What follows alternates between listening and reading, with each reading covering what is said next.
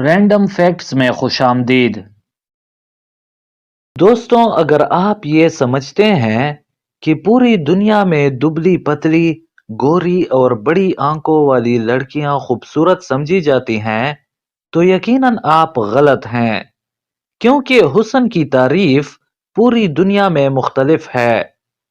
آپ یہاں جس لڑکی کو خوبصورت سمجھتے ہیں، شاید دنیا کے کسی اور کونے میں اس کی خوبصورتی نہ ہونے کے برابر ہو۔ آج کی اس ویڈیو میں ہم آپ کو دنیا کے 5 سب سے انوکھے حسن کے سٹینڈرڈز یعنی معیار بتائیں گے، جنہیں سن کر آپ یقیناً حیرت زدہ ہو جائیں گے۔ ساتھ ساتھ آپ کو یہ بھی بتائیں گے کہ خوبصورت دکھائی دینے کے لیے ان علاقوں کے لڑکیوں کو کیا کیا اذیتیں جھیلنا پڑتی ہیں۔ Number 1، fat camp Mauritania. دوستوں، آپ نے آج تک جہاں بھی سنا ہوگا دبلی پتلی لڑکیوں کو خوبصورت کہتے ہی سنا ہوگا، مگر آج یقیناً آپ یہ جان کر حیرت زدہ رہ جائیں گے کہ خطہ زمین پر ایک ایسی جگہ بھی ہے جہاں لڑکیوں کا موٹاپا ان کے حسن کا معیار ہے۔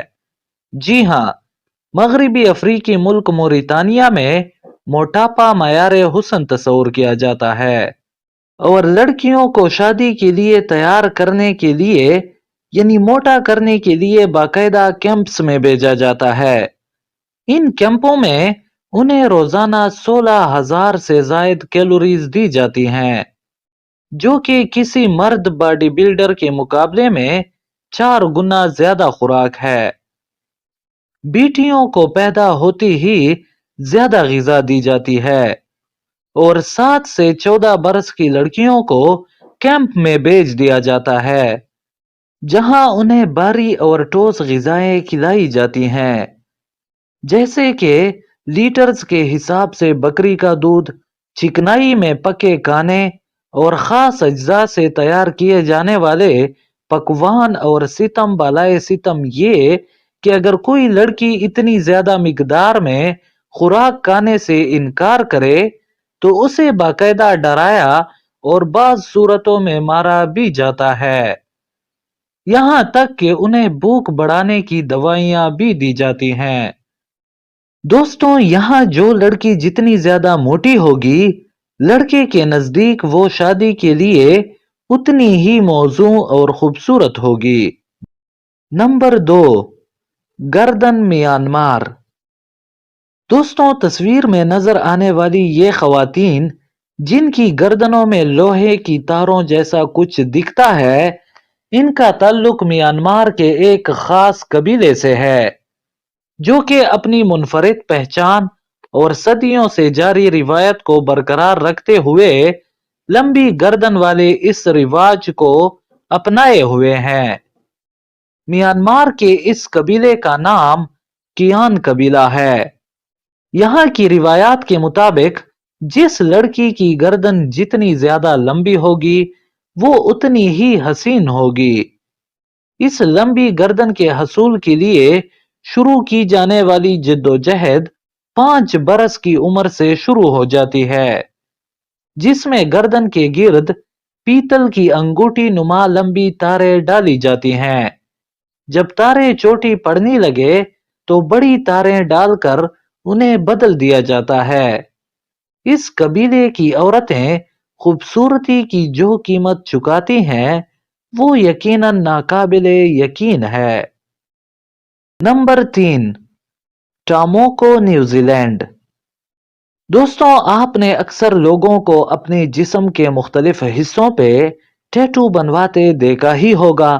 مختلف ثقافتوں میں اس کے مختلف معنی اور اہمیت ہے۔ نیوزی لینڈ کے مقامی قبائل میں جسم پہ ٹیٹو بنوانے کا رواج تقریباً 1000 سالوں سے چلا آ رہا ہے۔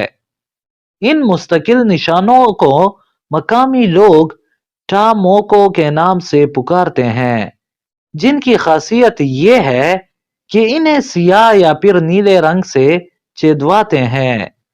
یہ زیادہ تر منہ پہ بنائے جاتے ہیں، جیسے ہونٹوں پر، ٹوڑی پر اور گالوں پر۔ ان ٹیٹوز کو بنانے کے لیے خاص قسم کے نوکیلے اوزاروں کا استعمال کیا جاتا ہے۔ تاریخی اعتبار سے اس کے پس منظر میں جھانکا جائے تو قدیم یورپی تہذیب میں ایسے نشانات ان لوگوں کے منہ پر ہوتے جنہیں معاشرتی طور پر معزز سمجھا جاتا تھا، اور ایسے افراد کسی بھی شعبے کے ماہرین تصور کیے جاتے۔ ان نشانات کو خواتین میں خوبصورتی کی علامت کے ساتھ ہمت و استقلال کی علامت بھی تصور کیا جاتا۔ Number 4، clay plates in lower lips, Ethiopia. دوستوں، آپ نے یہ تو سن رکھا ہوگا کہ مٹی کے برتنوں میں کھانے سے لذت بڑھ جاتی ہے، مگر شاید ہی کسی کو مٹی کی پلیٹیں ہونٹوں میں رکھے دیکھا ہو۔ یقیناً آپ بھی چونک گئے ہوں گے۔ ایتھوپیا کے مرسی قبیلے میں خوبصورتی کا معیار سب سے جدا ہے۔ سخت مٹی کی پلیٹوں کو نچلے ہونٹ میں دبانا، جس سے نیچے والا ہونٹ بڑا اور موٹا دکھے، یہاں ایک رواج ہے۔ اس مقصد کے لیے جیسے ہی لڑکیاں بلوغت کی عمر کو پہنچتی ہیں، ان کے نیچے کے سامنے والے 2 دانت نکال کر نیچے والے ہونٹ میں ایک سوراخ کیا جاتا ہے، جس میں سخت مٹی کی بنی ایک پلیٹ رکھی جاتی ہے۔ یوں ہونٹ جتنا موٹا اور لٹکا ہوتا ہے، اس لڑکی کو اتنا ہی خوبصورت اور جاذب نظر تصور کیا جاتا ہے۔ Number 5، lotus feet, China.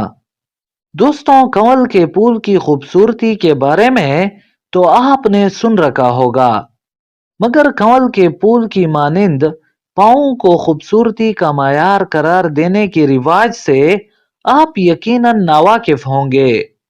شاید آپ کو یہ سن کر بے پناہ حیرانی ہو کہ قدیم چینی ثقافت میں لڑکیوں کے پاؤں کو باندھنا ایک رسم تھی۔ سنہری کنول جیسے پاؤں کی خاطر لڑکیوں کو اپنے انگوٹھے اور انگلیوں کی قربانی دینا پڑتی۔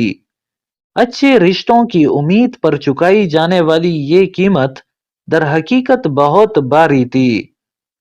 6 سے 7 برس کی عمر کو پہنچتی بچیوں کے پاؤں مائیں کپڑے سے اس طرح باندھ دیتی کہ چھوٹے چھوٹے کنول کے پھول نما جوتوں میں پورے آ جائیں، جس سے پاؤں کے بڑھنے کا امکان ہی نہ رہتا، اور یوں کنول کی شکل میں دکھنے والے پاؤں کا حصول ممکن ہوتا۔